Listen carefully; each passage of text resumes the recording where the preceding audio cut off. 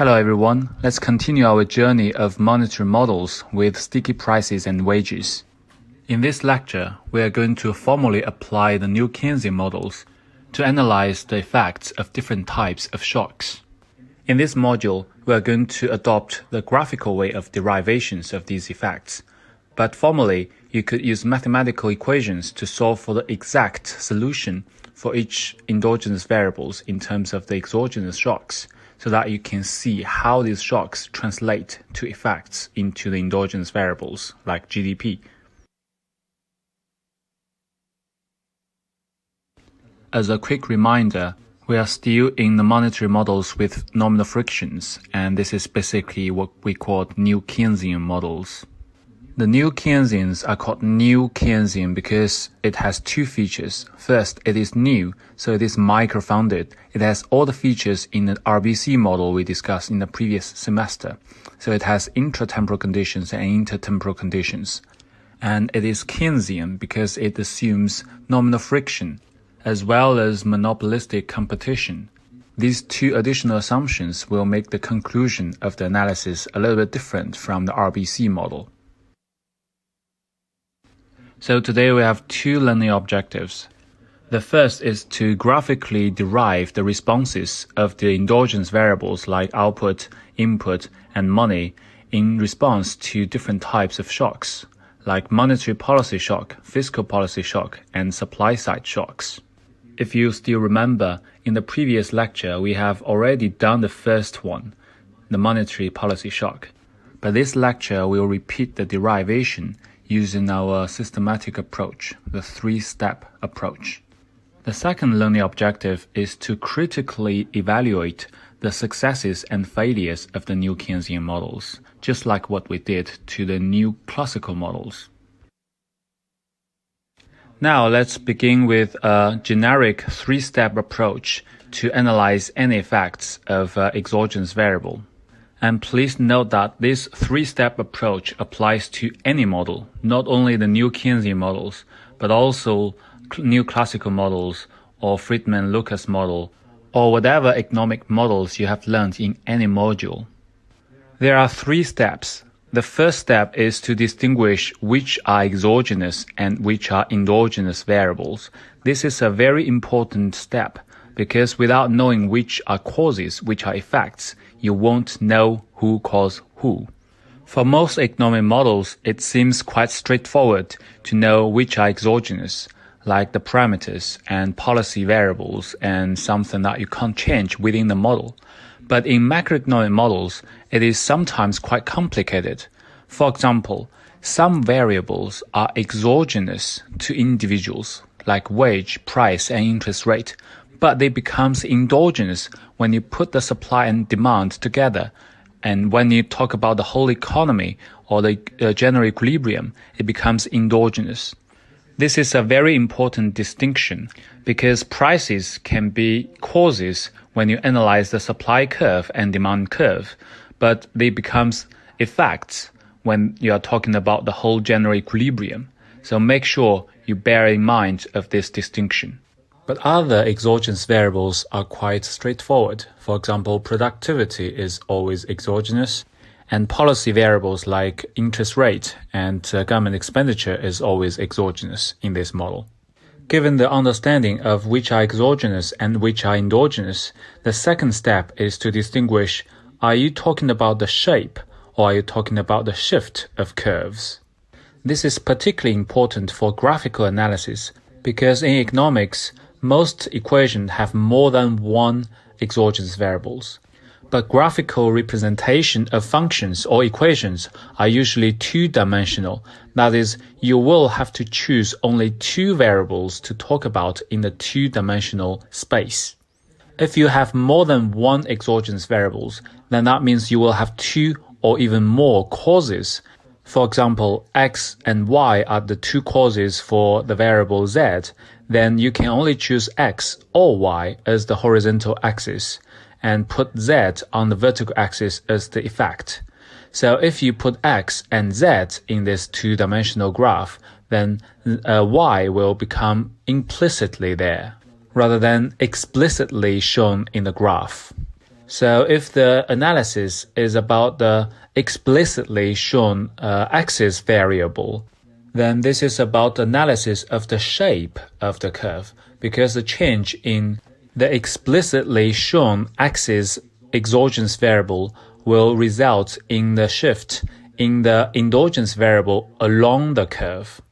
But if it is analysis about the change in the implicit exogenous variable, then it will result in the shift of the whole relationship in this two-dimensional curve. For example, if we are talking about the relationship between wage and labor supply in the labor market, then we know that it is basically the shape of the labor supply curve, because we are talking about the relationship between the endogenous variable, the labor supply, and the exogenous variable, wage. And both variables are shown on the axis. But if you are talking about the effect of productivity shock, then it is not shown on either axis of the two-dimensional graph of the labor market. So the effect of the productivity shock would be a shift of the labor supply curve. Now that you know which variables are exogenous and which are endogenous, and you also know are you talking about a shift or a shape of the curve, we are ready for step 3, the analysis per se.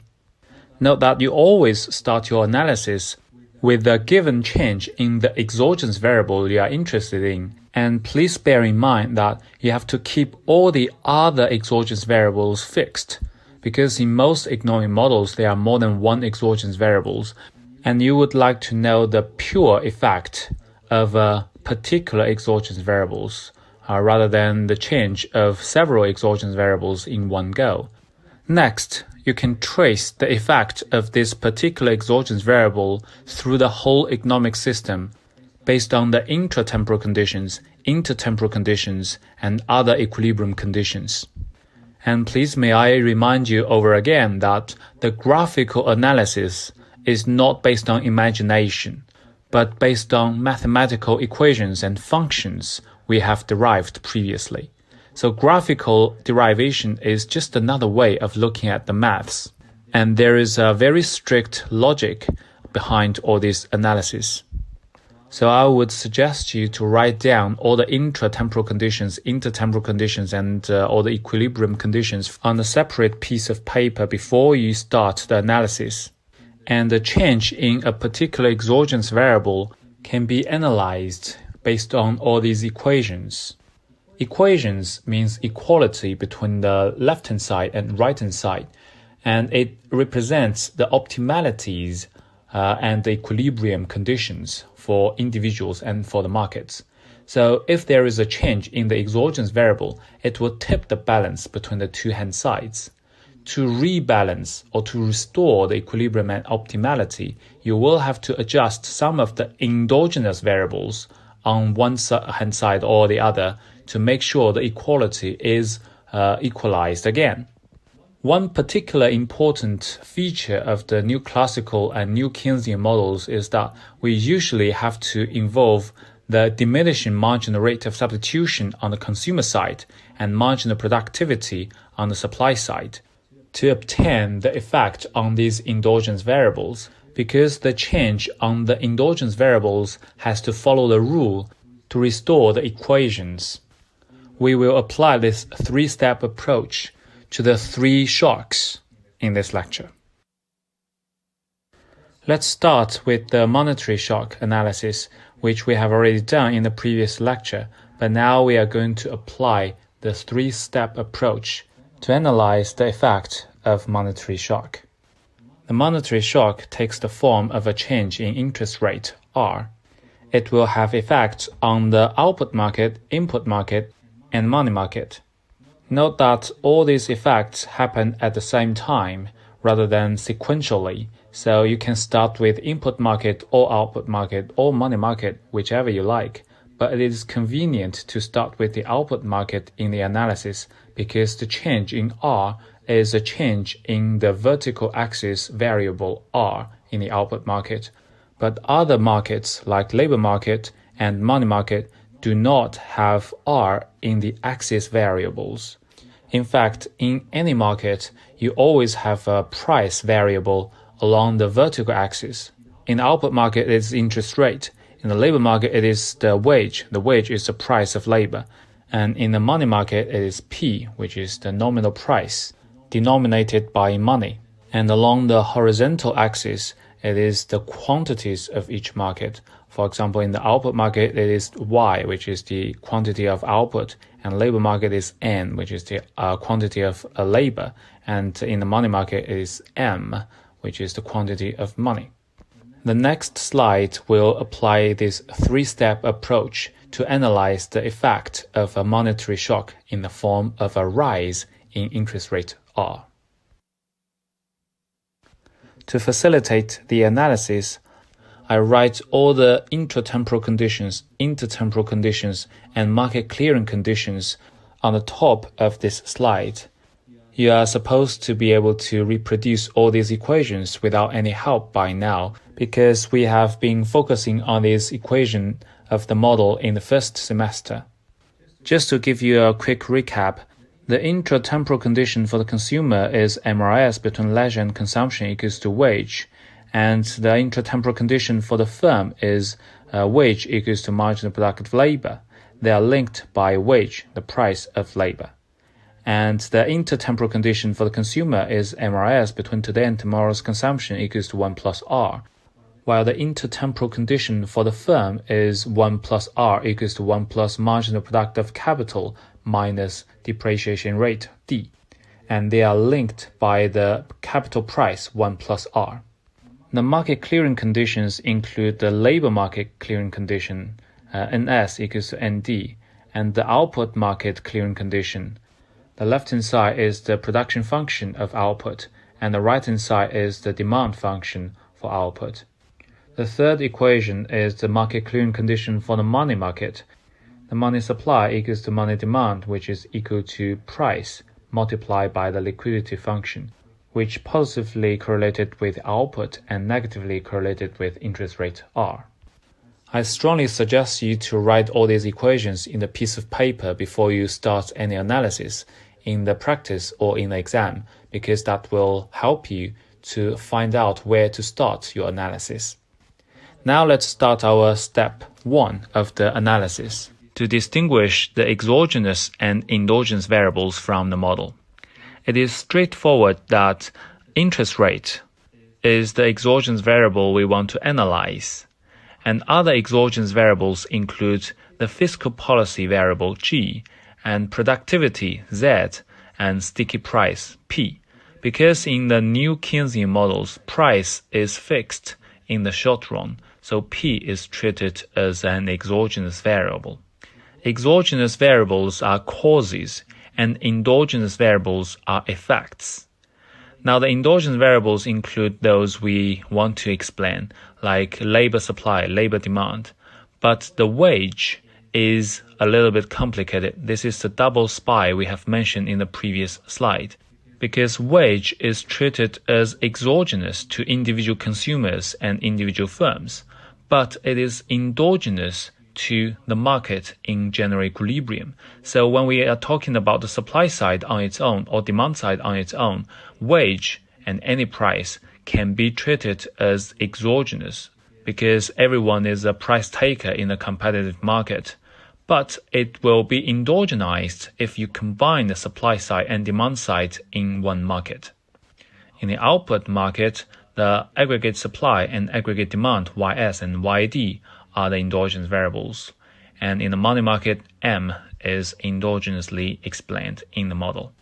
Okay, building on this distinction in step 1, we have to know if our analysis is about the shape of the curves or the shifts of the curves. If step 1 is about the nature of the variables, then step 2 is about the nature of the relationship between these variables. Since our analysis is about the change in the interest rate R, so in the output market, the analysis is about the shifts along the curves in the output market rather than shifts of these curves. In contrast, in the input market, the labor market, and money market, interest rate is not the vertical axis variables nor the horizontal axis variables. So the effects on the labor market and money market must be the shifts of original curves. Now we are ready for step 3 to analyze the effect of a rise in the interest rate, R. Remember that we want to know the pure effect of R, so we have to keep all the other exogenous variables like G, Z, and P fixed during our analysis. As mentioned earlier, we can start the analysis with any market because all the effects happen at the same time, but it is convenient to start with output market because a change in R is a change on the vertical axis variable of the output market. But indeed, you can start with input market, which is what I have done in the previous lecture. So if there is a rise in R, it is quite straightforward to see that the intertemporal conditions will be disturbed because 1 plus R appears directly in the intertemporal conditions. For the consumer, a rise in R means the right-hand side of the intertemporal condition of the consumer rises. To restore the intertemporal condition for the consumer, we have to think of a way to raise the marginal rate of substitution. This can be done by decrease the consumption today, C, because of the diminishing marginal rate of substitution. As mentioned earlier, this is a very important feature of any new classical and new Keynesian models, the diminishing marginal rate of substitution. We will frequently resort to this diminishing law in the future analysis. For those who want to know the details behind this diminishing law, you can look at the next slide for the mathematical derivation of this law. But the intuition is quite straightforward. If C has been too high, then the marginal benefit of C would decline. So reversely, in our case, if you want to increase the marginal rate of substitution between C and C prime, you would have to decrease C to increase MRS to match the right-hand side rise in R. Similarly, on the firm side, a rise in R will have to be cancelled out by a rise on the right-hand side of the intertemporal condition of the firm, and it can only be done by increase the marginal productive capital because D is a constant parameter. To raise the marginal productive capital, the investment will have to drop according to the diminishing marginal productivity. Diminishing marginal productive capital is the counterpart on the firm side of the diminishing marginal rate of substitution on the consumer side. Both are called diminishing law, and they are the defining feature of any new classical and new Keynesian models. So a rise in R will lead to a drop in C and I, and a drop in C and I lead to a drop in aggregate demand, because aggregate demand is equal to C plus I plus G. Note that all these changes are changes along the aggregate demand curve, not shifts of the curves. Because remember that this is a change of the vertical axis variable R of the output market. And in the new Keynesian model, because price is sticky, so the supply will be different from the demand. And in the short-run model like this, the demand determines the supply, so supply will drop as well. But there will be an output gap between the desired supply and the actual supply. You can now revisit the output market in the previous slide to see the effect. Now let's turn to the input market or the labor market.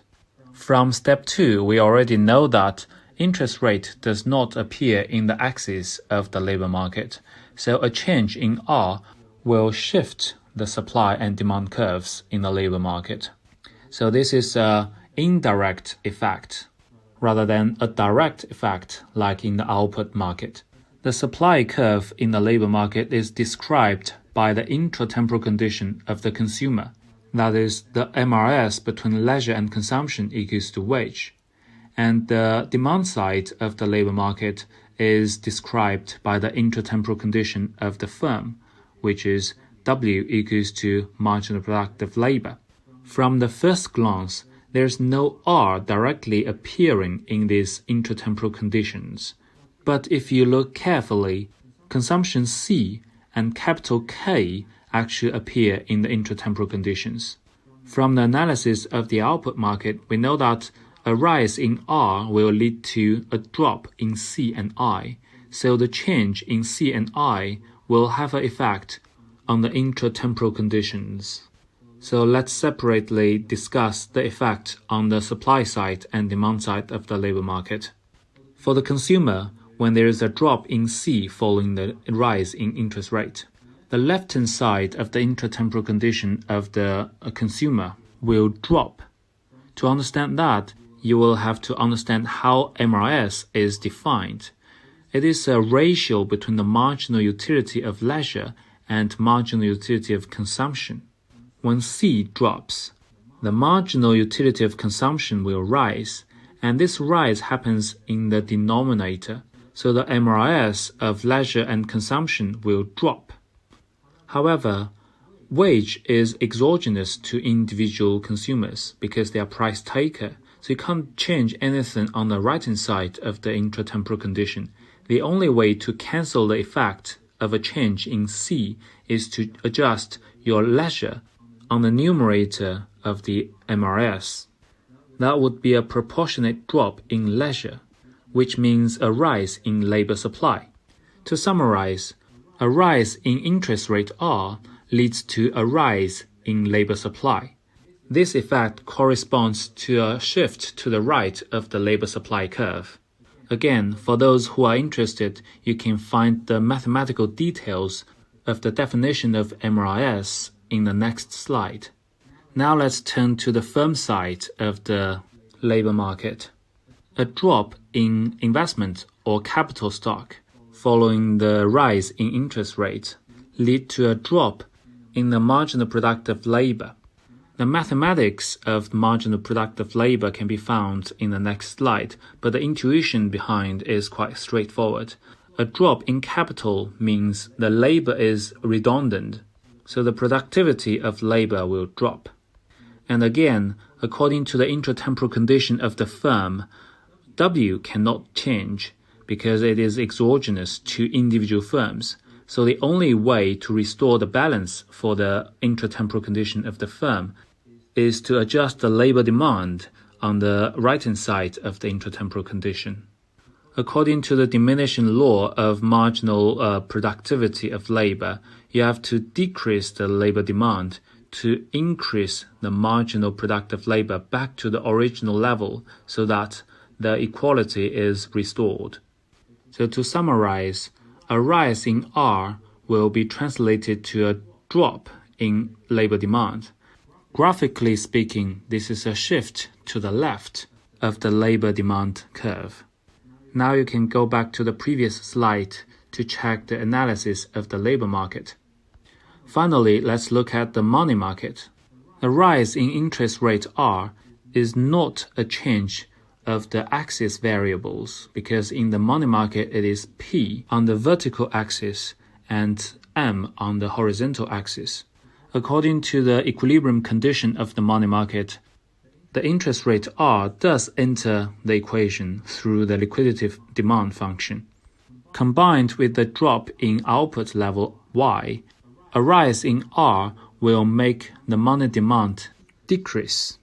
But in the new Keynesian model, P is fixed, so the decrease on the demand side of the money market can only be corrected by a similar drop on the supply side of the money market.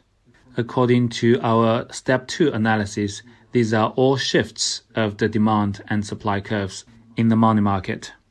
You can now go back to the previous slide to check the analysis of the money market. You can of course make use of the production function of the market clearing condition we stated above to see the effect of a rise in interest rate on the production function, which is shown in the lower right of the previous slide. This slide shows how do we define the marginal rate of substitution and marginal product to help you understand the analysis in the previous slide. But this is not compulsory although I think any economic graduate should know that. For example, in defining the marginal rate of substitution between leisure and consumption, it is the ratio between the marginal utility of leisure and marginal utility of consumption. If we take this logarithmic utility function as an example, which is quite popular in economic modeling, the marginal utility of leisure is the derivative of this utility function with respect to leisure, and the marginal utility of consumption is the derivative of the utility function with respect to consumption. After applying the derivatives, we will see that the marginal rate of substitution between leisure and consumption is equal to alpha multiplied by C divided by leisure. So if you want to cancel out a change due to a drop in C, you have to drop leisure proportionately. Similar analysis applies to the firm side, and as you can see, K, the capital stock, will affect the marginal product of labor. To cancel out the effect of a change in K, you will have a similar proportionate change in N, so that the original marginal product of labor is restored. Now let's look at the second analysis regarding the effect of a fiscal shock in the form of the government expenditure G. The following diagram summarizes the effect in the labor market, output market, money market, and in the production function of the output market. We will use the three-step approach to analyze all these effects shown here. Again, to facilitate your analysis, I rewrite all the intratemporal, intertemporal, and market clearing conditions here. The first step is again to distinguish between the exogenous and endogenous variables, because we have exactly the same model, so the whole analysis is the same as before. But the difference in this analysis is that our particular exogenous change we are focusing on is G, the fiscal policy, rather than R, the monetary policy in the previous analysis. Because we only change one exogenous variables in one analysis, so R, Z, and P are all kept as constant in this analysis. The endogenous variables are still labor supply, labor demand, wage, output supply, output demand, and money. Nothing new. The second step is to distinguish between shape analysis and shift analysis. A change in G is not a change in axis variables in any market, because it is not a price or a quantity of output market, input market, or money market. So a change in G will be shifts of curves in different markets, rather than shifts along the curves. With step 1 and step 2 in mind, we are ready to do the analysis in step 3. Like before, we will start the whole analysis with the exogenous change in G while keeping all the other exogenous variables like Z, R, and P fixed throughout the analysis. Like in the previous analysis, we can start with any market, like output market, input market, or money market, but it is convenient to start with the output market again, because a change in G will have a direct effect on the demand side of the output market. This can be seen from the market clearing condition, the second one. The aggregate demand of output is equal to C plus I plus G, and this is the only place where G enters the whole economic system. In the short-run new Keynesian models, a rise in G will raise the aggregate demand YD, and this corresponds to a right shift of the aggregate demand curve. Remember that the other exogenous variable or policy variable, interest rate R, is fixed during the analysis of the effect of G. So like in the previous analysis, there will be a gap between the aggregate demand and aggregate supply, which is called the output gap. But as we mentioned before, in short-run new Keynesian models, supply can always be produced to satisfy any demand. So this output gap will be filled by an overheated economy. So again, the desired supply and the actual supply are different. You can now go to the previous slide to check the analysis of the output market. Now let's turn to the labor market. As we can see, a change in G does not directly have effect on the input market because the intratemporal conditions of the consumer and the firm do not have G in it. But there is an indirect effect through the increase in the output level Y. To fill up the output gap between the desired supply and the actual supply, the labor demand has to shift to the right, resulting in a higher wage and employment. Note that wage is endogenous only after you combine the shifts of the supply side and the demand side. Now let's look at the money market effect.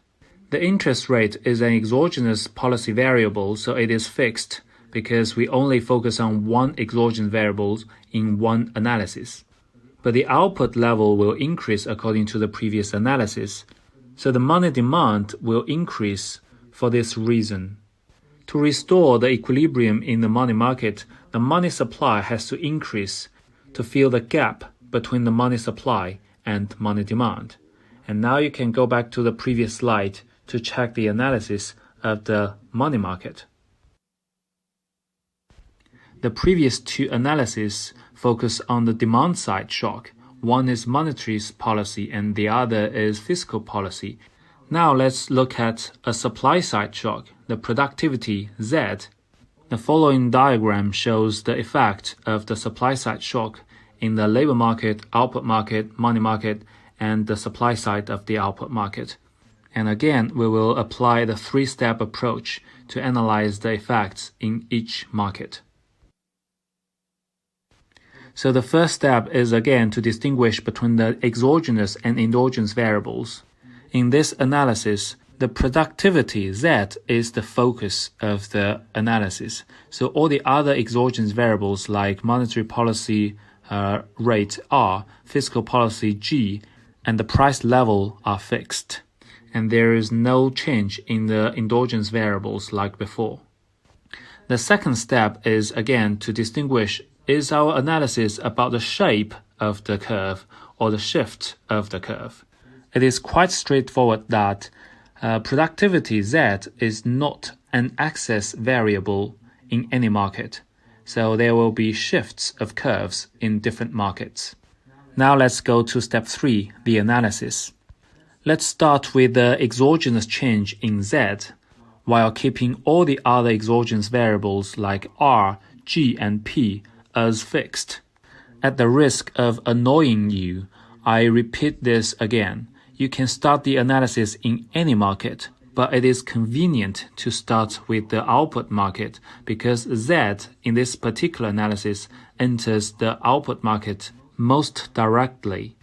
In other cases, probably you can start with the labor market or money market.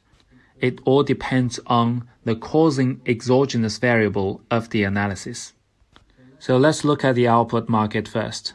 When Z increases exogenously, the output supply will increase, and it corresponds to a right shift of the supply curve because it is a change in Z rather than a change in R. So it is a shift of the curve rather than a shift along the curve. However, in the short-run New Keynesian model, we always assume that the demand side determines the supply side, because the demand side of the economy does not change. So the extra capacity due to the shifts of the supply curve doesn't matter. There will be an excessive supply in this economy, and the desired supply is greater than the actual supply. Now let's turn to the labor market. A rise in productivity Z should shift the labor demand to the right in new classical models. However, in the new Keynesian models, price rigidity will stop the output market to clear, and the output is fixed at the original level. To produce the same level of output, a higher productivity Z means you need less labor. So in the labor market, the labor demand is not in N1 as in the new classical model, but in N2 as in the new Keynesian model. So the output gap leads to an input gap between the desired labor input and the actual labor input. and this gap is called involuntary unemployment. Now finally, let's look at the money market. Since the interest rate and the output level are both fixed, there is no effect on the money demand, so there is no change in the money supply. As you can see in the money market, there is no change at all. The rise in Z means a shift in the production function because Z is not an axis variable in the production function diagram. So at a given level of output, the labor input decreases. Again, please note that the effects happen at the same time. It doesn't have to take the specific order from the output market to the input market to the money market. It happens all at once. Now you can go back to the previous slide to see all the analysis in different markets and check your understanding if you can reproduce all this analysis in line with the graphs. The second learning objective of this lecture is to evaluate the new Keynesian models, just like what we did for the new classical model. There are successes and failures of all models. As you can see in this summary, the new Keynesian models can successfully match the data in consumption, investment, money supply, employment, and real wage. But it fails to match the stylized facts of business cycles in price level and average labor productivity, because in new Keynesian models, price level is assumed to be fixed in the short run, so it is acyclical. But empirical evidence shows that the price level is counter-cyclical, and the new Keynesian model predicts that the average labor productivity is counter-cyclical, but in the data, it is procyclical. You can read the textbook for more details of how to evaluate the new Keynesian models. Anyways, all models are wrong, but some models are useful. New Keynesian models has its limitations and drawbacks, but it is still the mainstream working horse model for most central banks, including the Bank of England in the UK. So if your career plan is work for the government, then you probably should know more about the new Keynesian models. I have spent 4 years of my PhD to learn how to build, solve, estimate, and simulate the new Keynesian models, and I can tell you it is not an easy job. To summarize what we have done today, under the new Keynesian assumption of sticky price, a rise in interest rate cools down the economy, which is a contractionary monetary policy. A rise in government expenditure can stimulate the economy out of the recession, which is an expansionary fiscal policy. A rise in Z leads to a contraction in the labor market, and this is the most problematic feature of the new Keynesian model because it is at odds with the stylized facts observed in data. And please take a look at Williamson chapter 14 for further reading and try to do the self-test. Have fun!